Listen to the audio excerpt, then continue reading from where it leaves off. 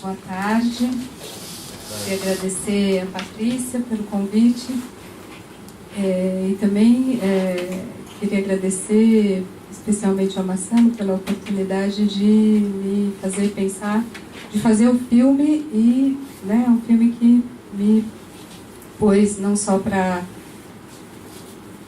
o impacto, que é ver esse jorro orgásmico, de imagens e sons, e para pensar também, além de receber, de sentir. Aí quando você vai minimamente falar, você é obrigado a alinhavar alguns pensamentos.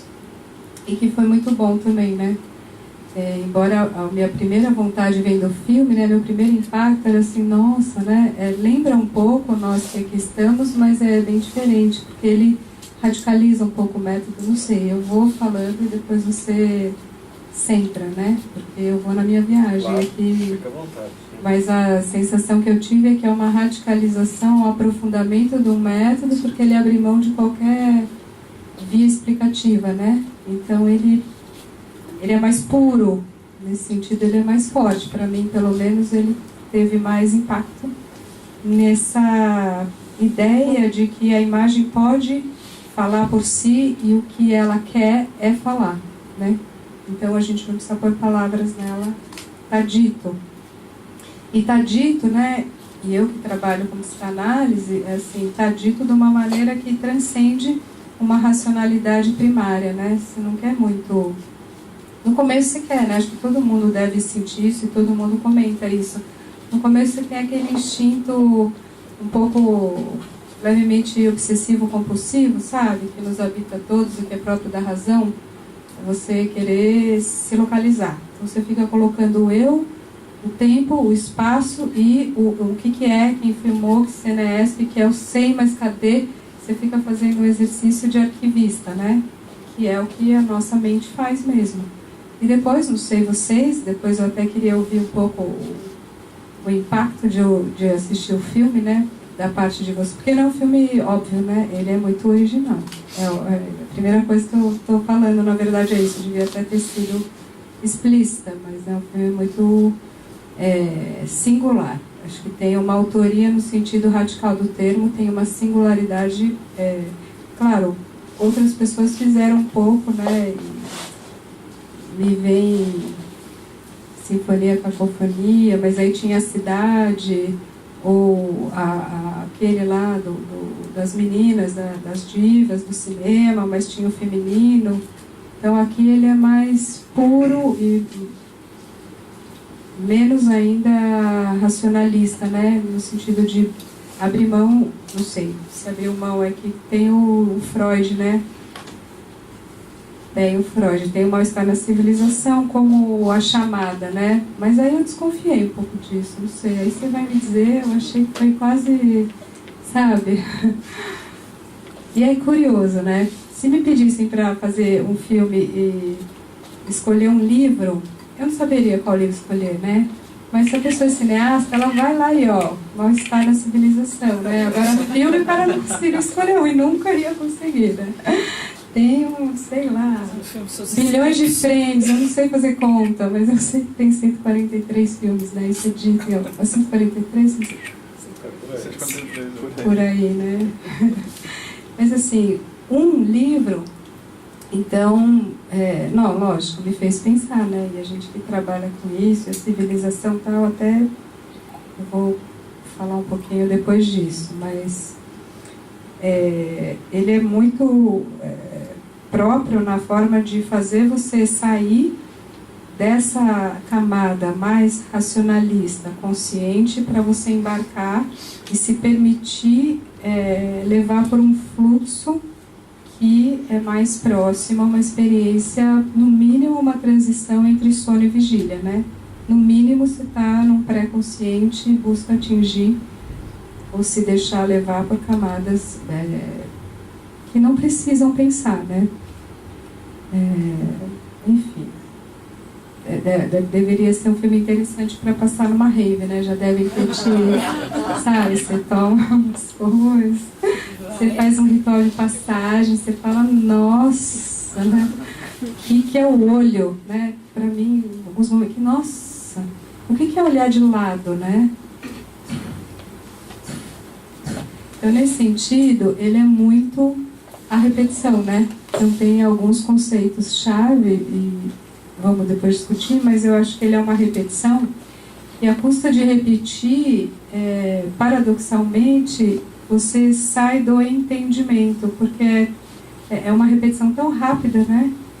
Que ela pega quase aquilo que o Lacan talvez chamasse uma certa agalmá, né? O Lacan, né? Os gregos tenta pegar alguma coisa na coisa para além da coisa, né? Então vai tentar capturar algo do ser que não é capturável pela representação e que talvez só seja possível numa enxurrada de representações que, ao se colocarem dessa maneira, paradoxalmente deixam de ser representação, né? Que está fora da narrativa. Então ela é quase aquele sonho que a gente tem, como diria a Clarice, de pegar, né, o It, a Clarice Lispector, na Água Viva sobretudo, mas, né, o Lacan aprendeu o real, né? A gente fica na vida o tempo inteiro tentando aprender o cerne, né, a coisa em si, enfim, a filosofia, a gente está há milênios tentando aprender essa coisa que é a vida. Então, tudo isso é um agradecimento, né? A Patrícia, eu vou falar 20 minutos, mas isso é só para dizer que foi muito bom transcender um pouco todas essas camadas do pensamento, que vem muito rápido e pelo menos para mim não é mais fácil operar aí, mas tem alguma coisa de um impacto, do encontro com o outro, com a vida ela mesma, com o objeto, com a coisa, no entre coisas, né? Que foi muito forte. E até me deu uma certa melancolia, uma sensação assim, nossa, né? Estamos tentando há tanto tempo, né? Nossa, a vida é muito longa, mas a humanidade é mais, a civilização é um pouco menos que a humanidade, a Terra, enfim. É muito tempo a gente tentando viver e sentindo e falando e mostrando e recortando, né? Montando enquadres. Então, essa foi a primeira grande sensação que eu pude aprender. Isso foi muito bonito e muito triste ao mesmo tempo, porque é uma consciência pura, né?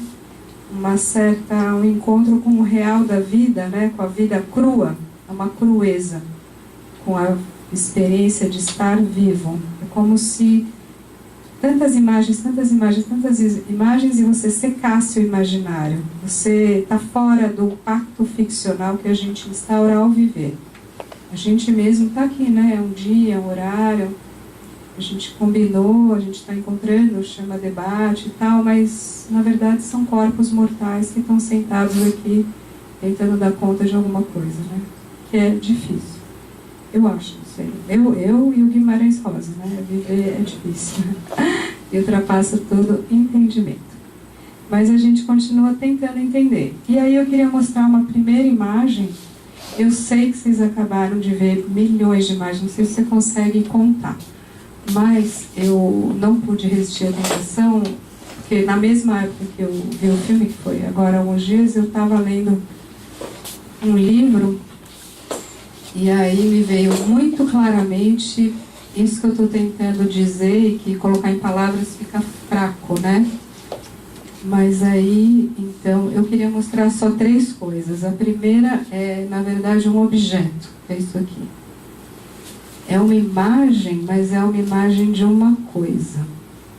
E o que é a coisa? Isso foi encontrado na Rússia e são os restos mortais, é conhecido como os restos mortais de Sungir. E o que é isso? É uma jovem mulher, uma adolescente mulher que foi enterrada, né? São escavações que encontraram essa mulher com um colar de 3.000 contas. Então, essa imagem, para mim,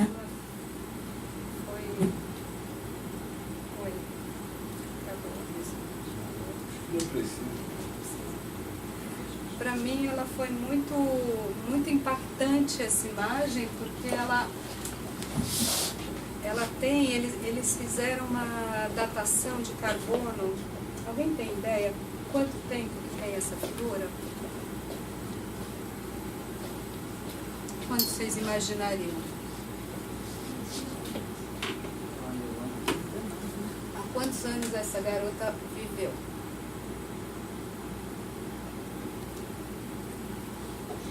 Ninguém chuta? 1000 anos. Quantos? 1000 anos. 1000 anos? E mais? Mais um, vai. 3.000. Tinha desligado? Mais um palpite, vai. Último palpite. Ah, comigo ele não quer falar. O que eu fiz? Acho que não precisa. Foi. Não precisa. Pequeno grupo. Mas eu tenho essas coisas com as máquinas, gente. É incrível isso. Nossa Senhora. Tem 30.000 anos. Eita! 28 a 30.000 para ser mais precisa, né? Paleolítico superior. O que quer dizer isso? Quer dizer que foi o início, pelo menos documentado, pelo menos o que a gente sabe hoje, de um período que a gente pode chamar propriamente humano. O sapiens moderno, ele nasce aqui. Oi. Fala, Patrícia. Ah, deixa. Eu o que significa isso? Que quando você é um cachorro, um gato, um besouro, a gente não sabe muito o que passa, né, na cabeça de um besouro, e se o besouro tem cabeça, mente. Mas um cachorro tem, né? O cachorro tem uma estrutura mental e a gente está começando a tentar entender melhor o que é isso. Tem relação afetiva, tem comunicação, tem linguagem, golfinho, gorila, chimpanzé, bonobo e tal. Mas o humano, há 30.000 anos, começou não só a fazer um universo simbólico, não só a fazer linguagem, como fazer artefatos que diziam de uma vida depois da morte. Isso é fenomenal, gente. Isso daqui é absolutamente incrível. Isso é uma angústia profunda quanto ao que é a vida, quanto ao que é estar aqui nesta pequena viagem, brevíssima, e que você colocar, o seu corpo não basta, né? Então aqui está a relação de qualquer cultura, de tudo que a gente viu, é um presente maravilhoso, né? A gente está vivo e ter uma imagem podendo ser fixada, né? Acho que a invenção da fotografia é, não sei, se eu tivesse que escolher as 3 grandes invenções, né? Aquela angústia absurda da mortalidade, então você consegue fazer a luz fixar, né? Você fixa, bota prata, fixador, agora, né? É diferente, é eletrônico, mas enfim, você tem técnica para preservar o instante da vida. Isso é, né? Tal como era mediado pelo olhar de um pintor que fez o retrato do Dom João X, né? É outra lógica. E aqui você já tem essa angústia. Então, o que move todo o cinema, de alguma maneira, está aqui, né? Nasceu aqui. Você quer falar alguma... Você está dizendo muita coisa aqui, né? Você está dizendo que você está vivo, que você vai morrer e que você... né, são pessoas de classe... né, os caras, né, dizendo que são pessoas de classe social elevada que tinham essa... né, muitas joias e tinham outros cadáveres próximos que não tinham essas 3.000 contas. Então você tem inúmeros atributos de significação simbólica aqui. O que é a vida, o que é a morte, o que é a viagem, o que você vai fazer lá, como você vai se paramentar para outra vida, quem é você diante das pessoas, suas contemporâneas, o que é o belo, o que é a inutilidade do belo e toda a teorização, né, que a mais alta estética vai discutir sobre qual a função ou não do apetrecho do coração. Então, de alguma forma, o ato, ele me levou para isso, para esse grande impacto do nosso desejo de dar sentido. Aquela história do humano ser um ser profundamente condenado à significação e não escapar disso. E precisar construir objeto, imagem, som, palavra e dar conta do que ele sente, né? E esse filme, ele é muito generoso, no sentido de, pelo que eu li em algum lugar, foram 2 anos de trabalho, né? Ou, na verdade, mais, né? 2 anos de um trabalho disciplinado para rever os filmes e fazer o recorte, né? Mas é uma vida, né? É uma vida e, na verdade, é um século de vida do cinema, né? Se tem Méliès, se tem o René Clair, se tem, enfim, Melancolia, se abrange um século desse esforço humano de tentar dar conta disso. Essa é a primeira parte do que eu queria levantar para a gente conversar. A segunda parte tem a ver com a segunda imagem, que é o que me faz questão, que eu acho que é o que interessaria mais aqui a nossa discussão, que é a perspectiva, né? Da onde fala quem fala, né? Então esse filme, ou qualquer imagem, como a gente sempre teoriza e conversa e pensa, ele está dentro de uma posição, como diríamos nós analistas, né? Qual é a posição de enunciação? E eu trouxe essa imagem, primeiro que eu gosto dessa imagem, eu acho ela muito forte também. Então eu estou fazendo um pequeno filme aqui com vocês, com perdão, né, da ousadia, mas eu cortei só 3 coisas que me impactam, né? Essa também é uma imagem impactante, acho que dá para ver, né? É uma foto do Evandro Teixeira, que é um fotógrafo e fez muito jornalismo, e ela tem um título, está numa série que chama Vidas Secas, e a foto chama O Enterro do Anjinho. É um casal de bicicleta levando um pequeno caixão de um filho que morreu aos 3 meses. E aí, o Evandro Teixeira estava no Ceará e estava fazendo essa série Vidas Secas, e ele viu passar esse casal, aí ele correu e se deitou no chão para fazer a foto, né? Isso que ele conta no livro. E isso tá e não tá na foto, né?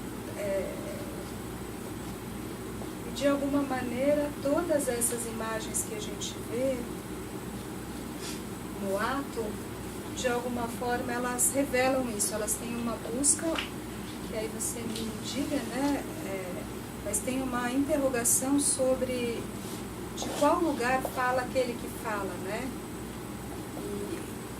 E sobretudo, qual é o grande ato, né? O Lacan tem um seminário que chama justamente o ato analítico, e tem toda uma teorização sobre a gente falar, né? E a gente fala muito, é uma imensa falação.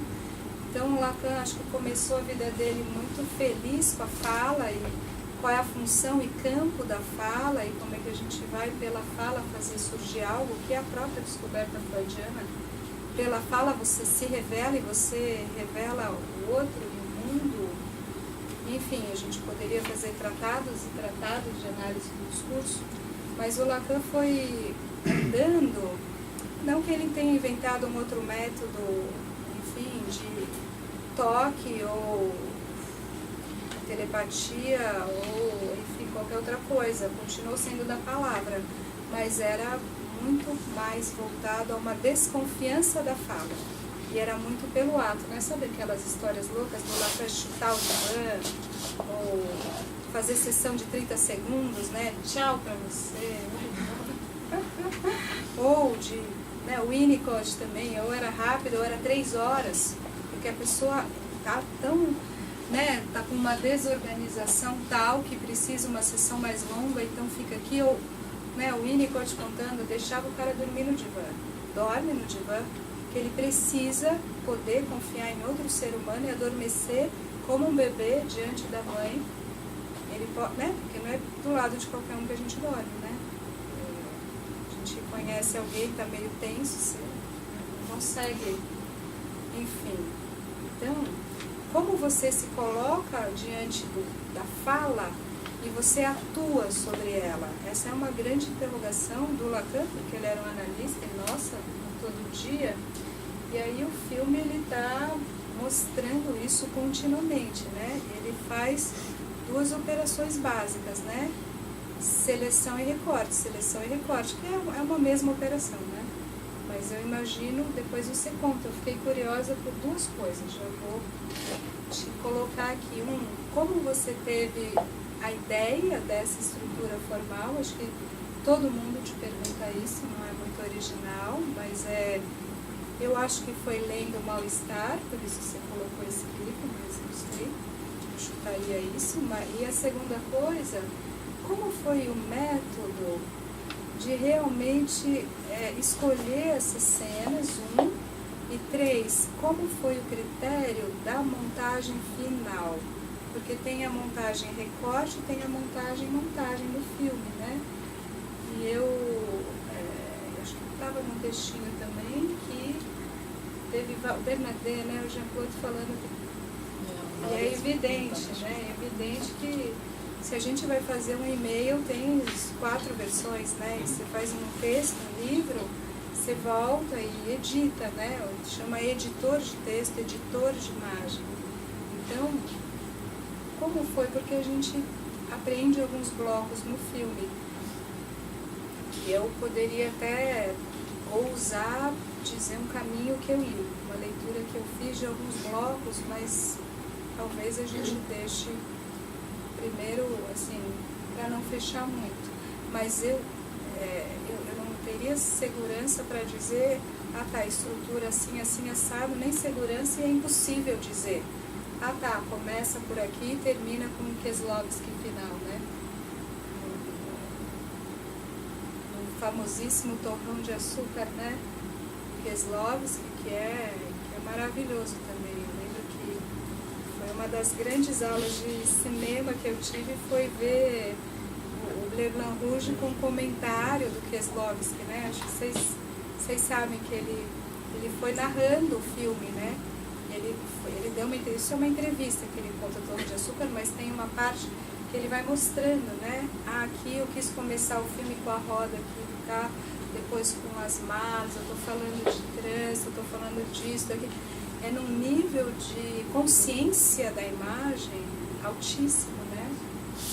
E essa história de não poder durar 8 segundos, né? O Torrão de Açúcar tinha que durar 4,5, 5,5, é uma coisa totalmente insana, maravilhosamente insana, dele achar que esse era o tempo preciso e falar para assistente, você vai rodar Paris e você vai me trazer um monte de bloquinho de açúcar.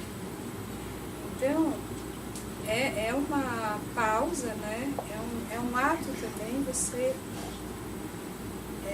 dizer que começa, eu acho que começa no movimento e termina numa certa pausa, numa certa suspensão. Não saberia dizer o movimento, eu queria te ouvir.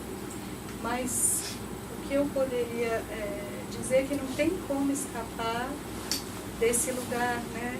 Deitado no chão seco, para dizer que foi o lugar que eles pôde capturar essa morte, né? Foi né, a forma que é uma imagem quase perfeita, né? Com o céu, com o humano aqui, a terra, né? E ao mesmo tempo é vida, né? Porque o 2 que faz a vida, né? O macho, fêmea, vida e circuito, e uma pauperidade absoluta. É poético, né? Que é uma palavra, sem dúvida, que é como se o ato fosse também uma busca aprofunda sobre esse instante poético, né? O grande instante eterno, Cartier-Bresson, enfim, todos os teóricos de imagem. Como é que você vai capturar esse instante que está além das palavras, né? Que é epifânico, que diz, mas ao mesmo tempo é impotente diante do real, da vida, né? Mas ele é uma fala infinita, que aí a gente faz o esforço, inclusive, de condensar e transformar no nosso texto, né? Esse filme é um grande elogio à possibilidade de escrever o próprio texto, da afirmação da escrita, né? E uma terceira e última coisa que eu queria colocar aqui, que eu acho que o filme ele é também muito político, sendo explícita ou não explicitamente, mas eu sinto já, eu vi o Nós que Aqui Estamos e vi 1,99 e o Zero, que foi um filme que também eu tinha feito por coincidência um texto sobre a função do vazio, e aí eu também tive a oportunidade de debater esse filme há muito tempo atrás, eu não lembro nem onde, mas eu lembro disso. Então eu não posso dizer que eu conheço todo o seu trabalho, mas conheço até uma parte dele, e assim, eu acho que não deixa de ser uma crítica muito contundente a uma profusão de imagens, né? Então é um filme muito profundamente atual, no momento, já que você veio para cá, pode pôr no último. No momento em que a gente fala tanto e tem tanta imagem, né? Ontem foi curioso que eu estou vendo as meninas aqui, eu dou aula na FAP, ontem foi o jantar da firma, né? Como as pessoas de lá, né? Foi sensacional, comida ótima. O uísque do patrão, como falou meu amigo maravilhoso, o professor Lobos Cabelos, que as meninas conhecem. E um DJ ótimo e tal. Mas foi muito curioso. Eu gosto de festa, eu adoro dançar, mas eu fiquei muito assim, estranha, porque tinham várias pessoas na pista, muitas, segurando celular. Oi, tudo bem. Mas só essa parte é muito fofoca, a gente ouve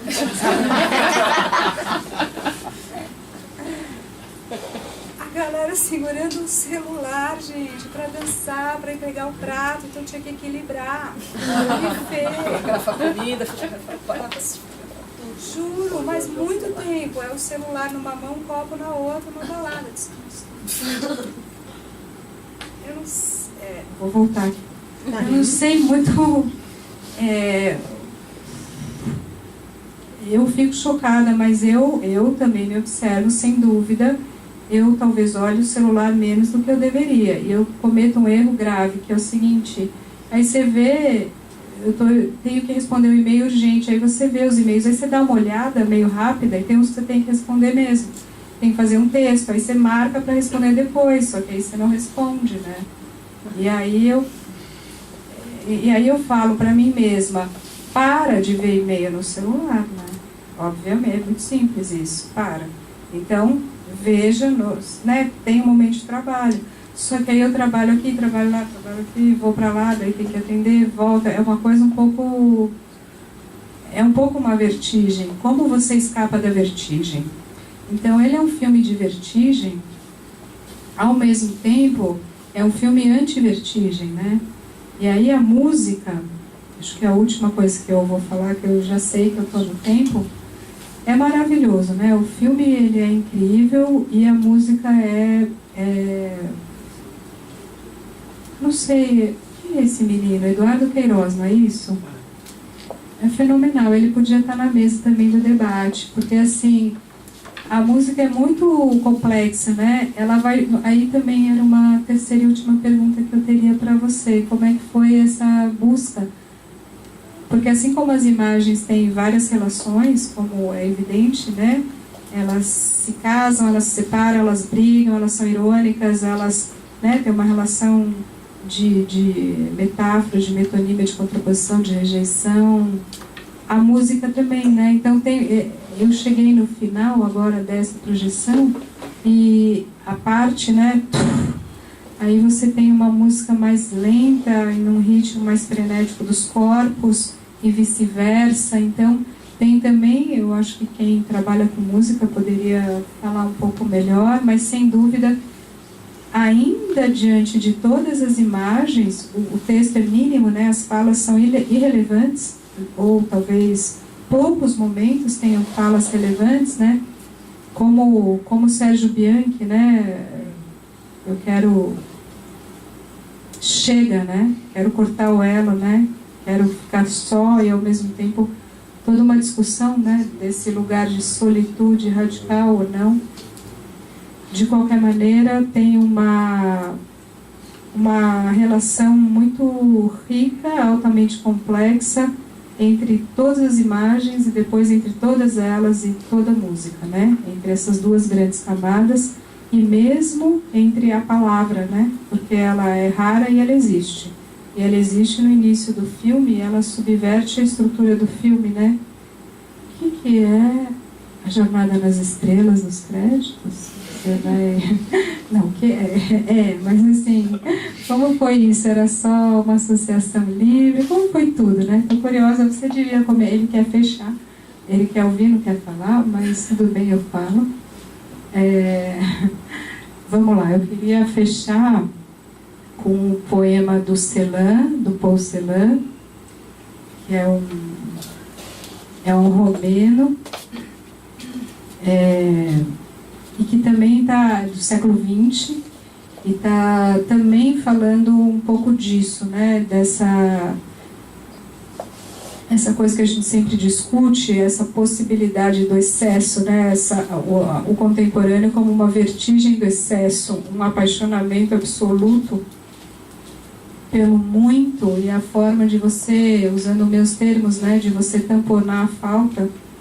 Você vai barrar a castração não com um falo, talvez porque a gente tenha entendido que o falo não existe, e o pai também, coitado, o declínio do pai, do fálico, do patriarcalismo, blá, blá, blá.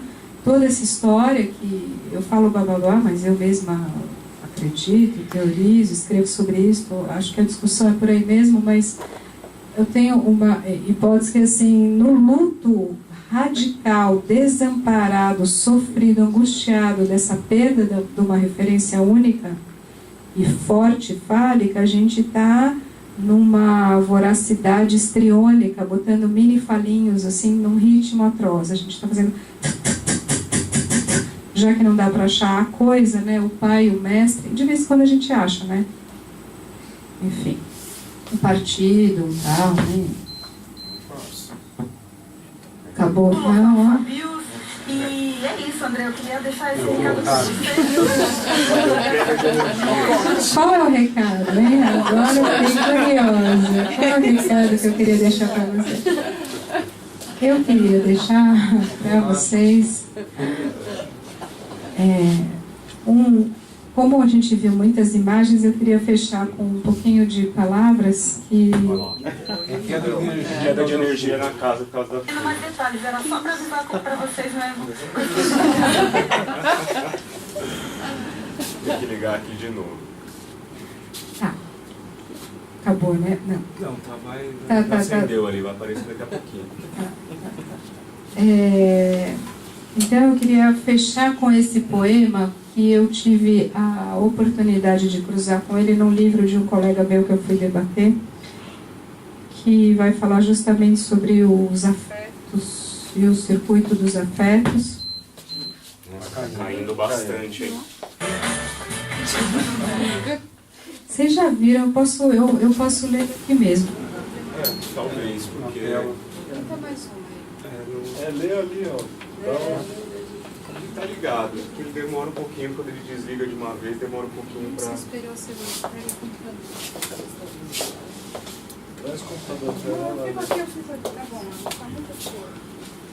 Gente, eu vou ler daqui, tá bom? Até melhor que não fica muito preso na imagem da palavra, mas qual é a discussão? Caiu. De novo. Eu acho que vai ter que ser 100 mesmo. Não tem problema, ó, eu vou virar um pouquinho pra cá, tá? Posso soltar pra você que não vai usar a projeção?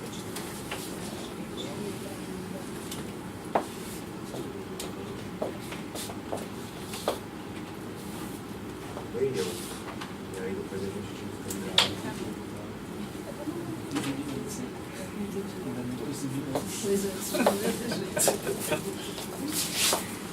Gente, é muito bom a tecnologia falhar, né? Porque aí a gente não confia muito nela, né?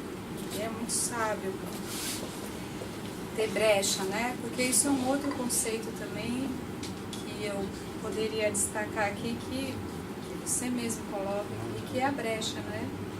Que é o elogio do entre coisas, do entre, que é onde tudo surge, né? Que é a fissura, que é o que, né? Para você não tamponar, né? Você não vai matar vazio, você vai deixar espaço para respirar. Você não precisa entender tudo, nem dar conta de tudo, nem falar tudo. E eu acho que a gente está nesse sintoma. Então, de alguma forma, o filme ele também diz isso. Ele também vai, paradoxalmente, ele vai usar isso que eu chamei esse jogo orgásmico, essa vertigem e essas muitas imagens, mas também é para buscar esse estrito, essa pureza estrita dessa imagem e, de alguma maneira, fazer uma crítica a essas milhões de imagens que a gente está produzindo e sob as quais estamos nos enterrando e sufocando. Então, eu queria fechar com Celan. O poema, ele escreve em alemão, né? E o poema ele vai dizer de uma imagem de terra. Havia terra neles e escavavam. Escavavam e escavavam, e assim passavam os dias, e assim passavam as noites. E não louvavam a Deus, que segundo lhes disseram, queria tudo isto. Que, segundo lhes disseram, sabia de tudo isto. Escavavam e nada mais ouviam. E não se tornaram sábios, nem inventaram um cântico, nem imaginaram uma nova linguagem. Escavavam. Veio uma calmaria e também uma tempestade, e vieram todos os oceanos. Eu escavo, tu escavas, e igualmente o verme escava. E aquele cântico remoto diz, eles escavam. Ó uno, ó nada, ó ninguém, ó tu, aonde foste se ninguém lá foi? Ó, tu escavas e eu escavo, escavo-me até ti, e no dedo o anel acorda-nos. Então é isso, estamos escavando a terra toda e... Primeiramente, obrigado a Patrícia pela oportunidade, obrigado à casa. Eu preparei aqui um monte de coisa para falar, mas devo dizer que outras milhões de coisas me ocorreram, né? Então, primeiramente eu queria falar dessa questão que, numa pesquisa rápida na internet, a gente descobre que o filho do... O filho também, ó, o ato falho. O filme do Mazagão, ele está classificado como filme de montagem, né? E aí só discutir um pouquinho isso para depois trabalhar uma outra questão. E o que a gente entende por isso, né? A gente entende que a ferramenta principal utilizada pelo diretor para fazer o filme foi a montagem. E quais são as outras, né? Então a gente tem que imaginar que o cineasta, quando ele resolve fazer um filme, ele tem dezenas de ferramentas para fazer, para tornar a ideia dele um filme, transformar aquela ideia numa película, num filme.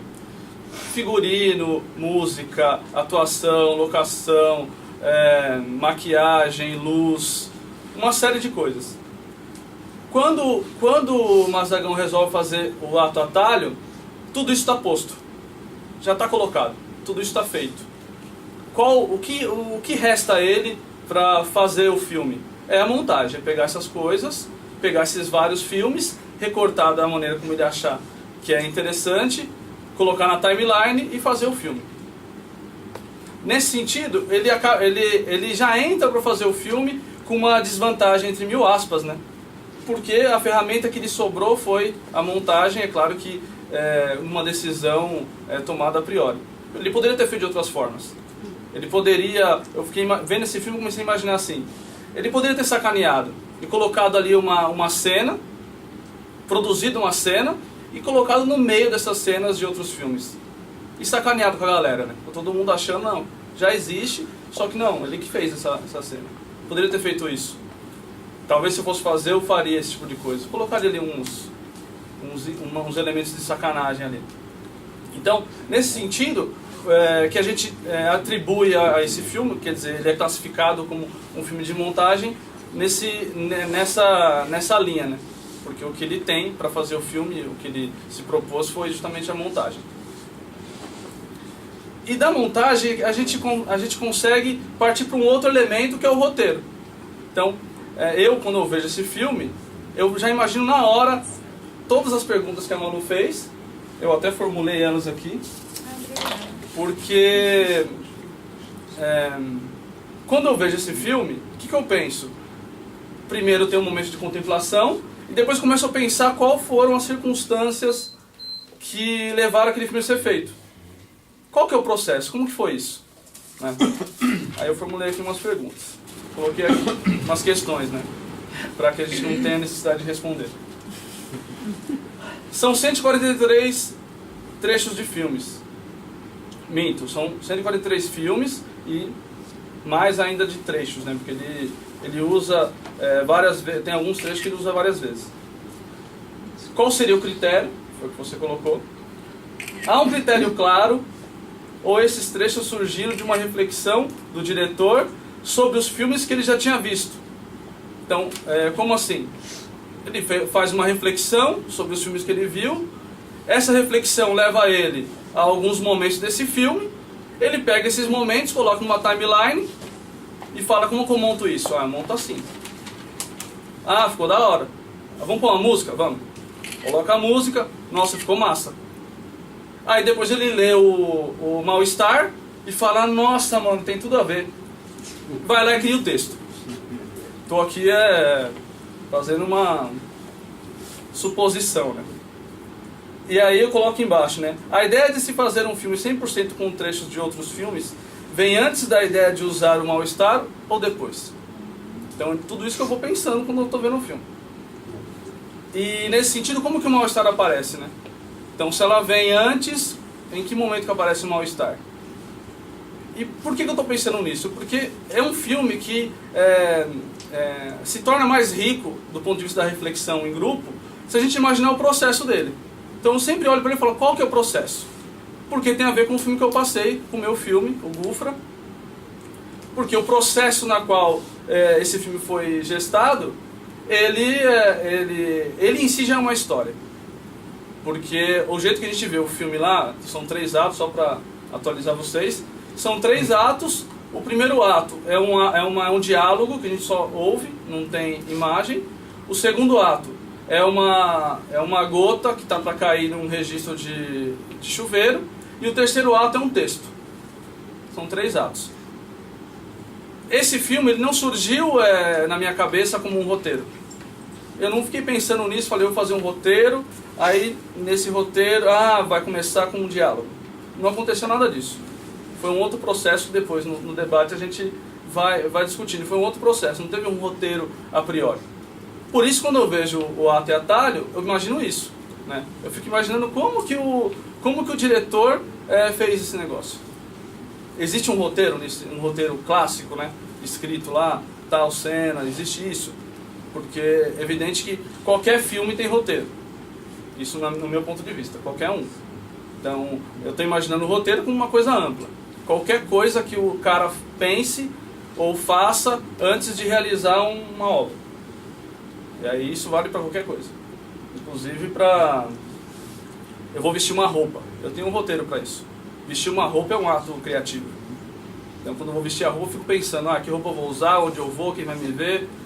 Existe um ato criativo e existe um roteiro por trás, mesmo que eu não tenha escrito. Então, no caso do ato e atalho, também existe um roteiro. Daí, eu acho que é interessante a gente discutir como que esse roteiro é gestado.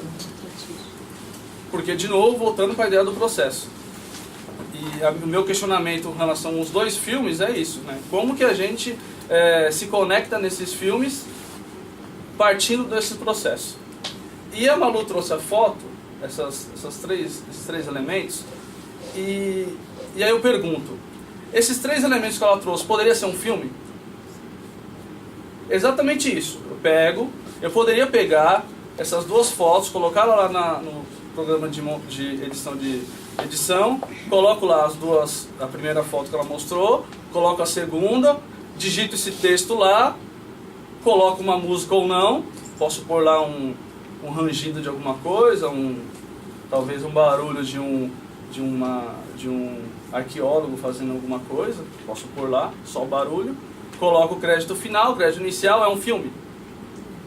É uma pergunta. Isso é um filme? Eu acho que é um filme. Nesse sentido, a Malu fez um filme aqui. Ela pensou um filme aqui. De poder transformar isso, montar esse negócio da forma como ela trouxe e fazer disso um filme. Por que eu estou falando isso?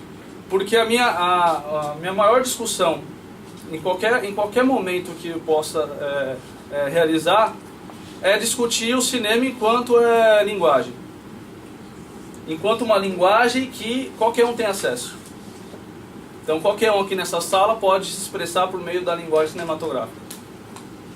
Ela é uma linguagem como a fala, como a música, como os gestos, como as roupas. Então qualquer um pode pegar, se utilizar dessa linguagem e se expressar a partir dela. Qualquer um, sem exceção. Então isso me interessa bastante nos debates sobre cinema, é trabalhar isso. E é claro que eu trabalho isso por quê? Porque a partir do momento em que as pessoas entendem que o cinema é uma linguagem e que elas podem se expressar a partir do cinema, a forma como elas assistem o cinema também muda. Então a tolerância delas com relação aos filmes muda. É evidente que um filme como o Ato Atalho, ou mesmo o meu curta lá, requer um grau de dedicação que é bastante específico, né? Então, eu concordo com a Malu quando ela diz que o filme ele nos leva para um monte de lugar e nesse sentido ele é fácil acesso para qualquer pessoa que consiga assistir o filme um tempo razoável. Então qualquer pessoa pode se conectar nesse filme, só que ela tem que se propor a assistir esse filme. Ela tem que olhar esse filme como uma forma com que o cineasta está utilizando para se comunicar com ela, enquanto uma linguagem. Se ela não entende isso enquanto uma linguagem, é mais difícil para ela ter um certo grau de tolerância com um filme que não seja o que a gente está acostumado a ver. Então é nesse sentido que eu queria discutir o fazer cinematográfico, né? Primeiro eu queria agradecer o convite. Eu que agradeço, tá? Da Patrícia tá aqui. Não vi seu filme porque não foi avisado que ia passar. Eu cheguei porque o meu já vi algumas vezes, eu cheguei mais tarde. Mas a questão, vamos voltar para o Freud. É meio safado e não é, tá?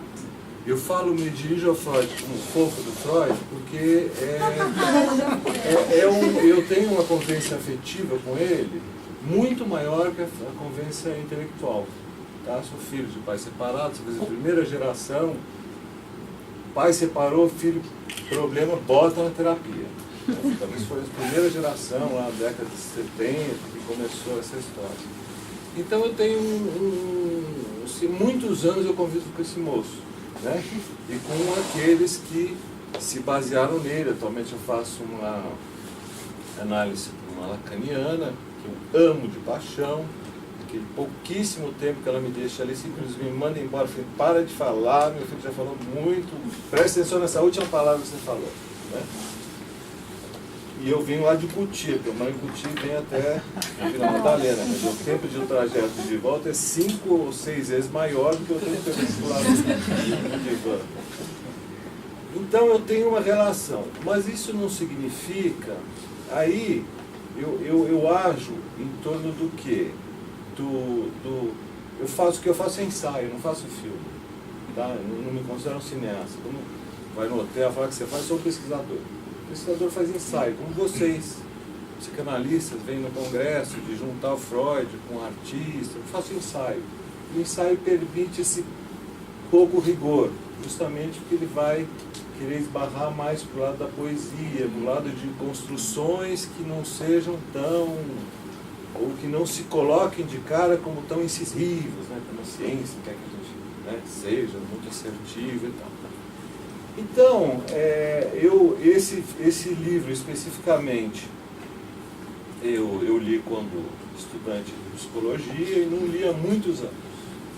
E no meio da pesquisa me deparei com ele no aeroporto, uma edição bonitinha, uma capa forte, assim, mal está, vou ler de novo. Eu li de novo, falei, legal, né? Você lê um livro 20 anos depois, eu fui na editora e pedi 100 exemplares que eu distribuí para vários amigos, alguns até mais conhecidos que amigos, as pessoas que eu queria provocar. E pedi observações. Não vieram muitas questões sobre a dificuldade, porque o Freud é vocês devem conhecer, é um doce de pessoa, porque é um literato, para mim é um ensaio em pessoa, né? Muito mais do que tal do cientista, que falam que ele é. E aquele texto é uma literatura pura, vários, já li muito, né?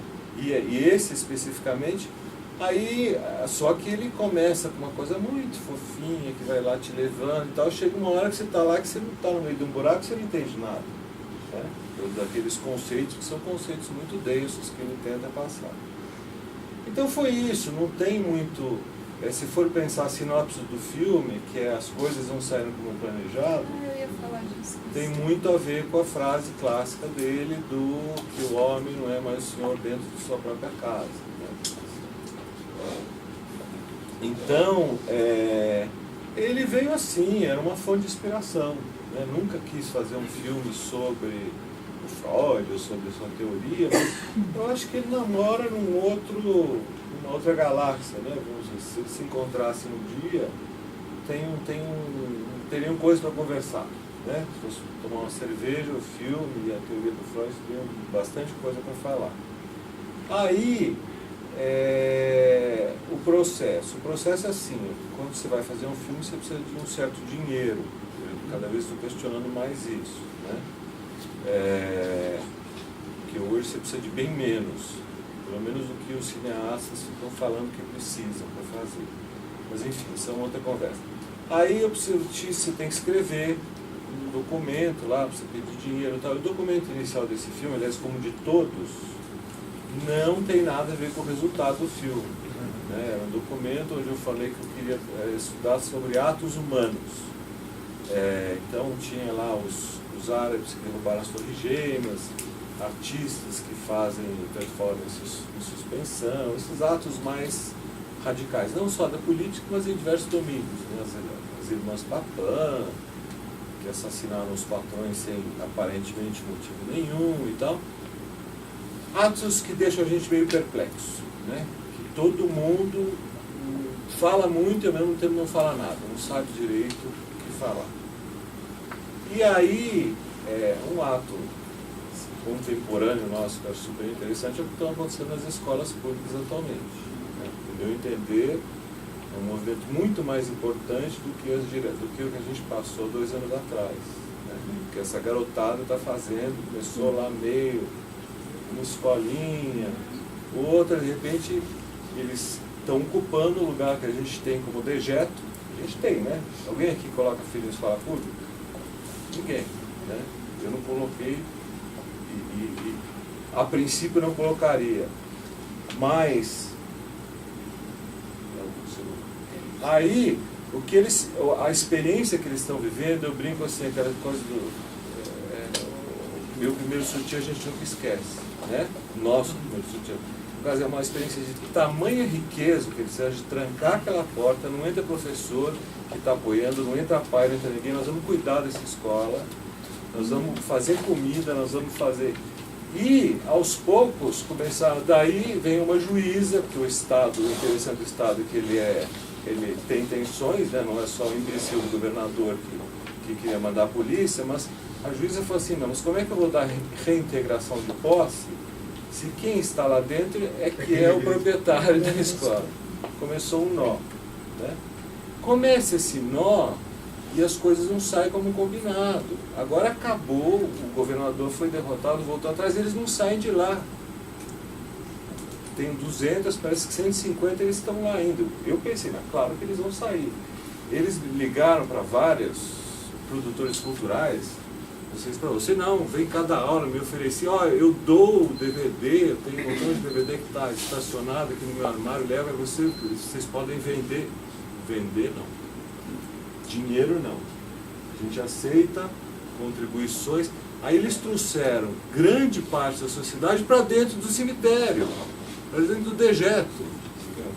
Ou seja, eles criaram, a partir de uma coisa, uma experiência que eles nunca vão esquecer, e quem está em torno também vai começar a questionar, né? Como é que é a gestão, como é que não é a gestão, o que é isso. Enfim, fizeram, eu não sei porque eu estou falando isso agora, que eu estou muito animado com essa história. Então, realmente, eles riscaram meu carro, eu falei, eu vou deixar riscado, porque fui no centro um dia desse, foi uma homenagem a ele. Porque merece, né, o nível de pulsão e de graça para uma coisa assim, de que, sabe, dessa coisa da mesmice do excesso, que traz muito filme, dessa coisa da repetição e aí... Então eu ia fazer os atos, coisas. Quando eu me dei conta, fiz a pesquisa, aprofundei, conheci a história, os árabes foram lá, era um arquiteto, né, que tinha projetos vários, o Mohamed Atta, que foi um dos que atacou o regime, ele era um arquiteto. Aí tinha vários projetos frustrados lá na cidade dele, que acho que era Casablanca, e ele foi fazer um tipo de arquitetura diferente lá do outro lado do oceano, né? É um ato arquitetônico que ele fez, derrubar um prédio, ou constrói e derruba. E foi uma pesquisa linda, né? Se aprofundar as singularidades desses montão de gente que hoje é muito pulsante, isso é muito perto, né, da gente poder fazer ou não, né? Aí eu falei, esse filme está muito parecido com o nosso Que Aqui Estamos, que foi meu primeiro trabalho, que de fato é um trabalho muito mais localizador, né? Eu tenho sempre umas historinhas, não sei quem conhece, mas a palavra ali não tem nada acho que nada falado, mas no texto eu localizo muito. Aqui não, né? Aqui tem areia bem mais movediça, vamos dizer assim. E aí, no meio de uma pesquisa, como no meio de um texto, que palavra eu vou, para que lugar eu vou, que parágrafo eu falei, o que eu vou fazer? Vou continuar vendo filmes, eu peguei um pouco de dinheiro aqui, preciso fazer esse filme, né? E também é um desafio meu, não me repetir. Aí eu comecei a ver filmes de uma forma muito legal, que era, eu botava o filme dentro do computador, via ele, e muitos filmes, inclusive sem a preocupação, eu não falo inglês, sem a preocupação de ter legenda ou não, via filme russo, alemão, tal, e não me interessava, eu queria justamente estar ligado num aspecto, essa imagem é legal, essa sequência é legal, essa corte, vamos dizer assim, aí, logo que eu comecei, isso pegou muito forte, foi aquela imagem que não é o corte meu, do Baraka, que é aquele filme que o monge tibetano vai bater um sino, quando ele bate o pulo, o africano pula. Esse corte, eu falo, que é isso? O que tem no meio dessas duas coisas que né, parece um plano só, mas não tem nada a ver, um tibetano lá batendo um sino dentro de um museu, de uma coisa, um africano festivo pulando, com uma roda em volta. Eu tinha um prazer visual infernal. Eu vi umas 345 vezes e falei, não, tem primeiro uma coisa que o ser humano gosta muito, que é o efeito de suspensão. Ou o que vai acontecer? Né? O que vai acontecer? vai ou não vai? E eles se completam, eu digo que é um plano só, porque justamente vem uma coisa horizontal e outra vertical, um outro movimento que inconscientemente a gente sempre está afeito, nessas pequenas alternâncias. E a música também tem um elemento, aí fala, eu quero fazer isso. Foi a minha coisa. Então a maioria dos planos, a maioria não, tem pouquíssimos exemplos que eu consegui, né, de fato fazer, mas eu consegui brincar com o conceito do entre. Eu falei, não, isso me interessa. Eu não sei dizer, racionalmente eu não sei dizer o que esse plano tem com o outro, mas tem alguns cheiros aqui que funcionam. Aí tem essas brincadeiras de contraplanos meio estranhos, que olha para um lado, mas você parte para outro espaço e tempo, né? Porque na verdade um filme de montagem não é nada mais do que a reunião de espaços e tempos muito diferentes. Esse é o jogo do filme de montagem, né? E aí foi que foi se construindo, né? Você fala, tem roteiro? Sim e não. O roteiro foi se construindo meio nessa pesquisa. A imagem do café, eu tenho muita curiosidade de ver esse filme que você falou do Kellogg's, que eu não vi ele citando. Depois se você puder me dar dica onde achar essa entrevista. Dos extras do filme. Ah, é? Ah, eu não vi. Mas o que esse eu tenho lá. Mas o que, aquela imagem do café era uma das que eu separei e não usei. Sem saber dessa história? Sem saber. Isso é normal. Eu não tinha, porque para mim tem um outro sentido. Para mim é o sentido do café para mim, que eu tinha um montão, tinha uma listinha lá jogada no computador separadinha, cenas que amei e que não usei.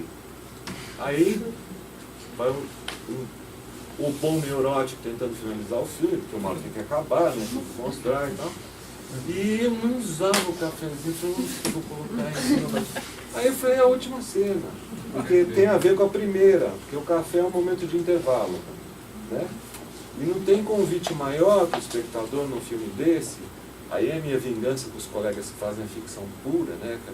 O que acham, porque acho que é tudo narrativo, não existe muito isso, né? Tem documentário que tem mais cara de ficção do que de ficção, e ao contrário, né? Tem ótimos filmes de ficção. Aquele filme da Hannah Arendt, para mim, é um documentário maravilhoso. Vocês viram esse último dela, jornalista lá? Um filme americano. É um documentário. Que a pegada né? Uma pegada que parece que está sendo filmada a Hannah Arendt lá mesmo, com toda uma situação narrativa interessante. Aí o café pegou assim. O começo começa com o entracte, com aquela apresentação de teatro do intervalo. E o final e também. O café é um momento de intervalo entre uma coisa e outra, né, que a gente tem. E essa foi a graça um pouco de eu falar assim, eu estou livre, e também é um convite ao espectador continuar a fazer o filme na cabeça dele, porque a vingança que eu falo dos colegas que falam de ficção, é que se eu fizer um mapeamento na cabeça de vocês aqui dentro, quando vê esse tipo de filme, os neurônios andam muito mais. Por quê? Porque eu não estou dando muita certeza, eu estou deixando angustiado, ao mesmo tempo tem uma sedução. Então, os neurônios, se fizerem esse mapeamento, nesse tipo de filme que não é tão fechado, né, que não é tão... Uma história é uma história, pode ser, tem filmes que são excelentes, histórias dos livros, muitos, mas é uma história.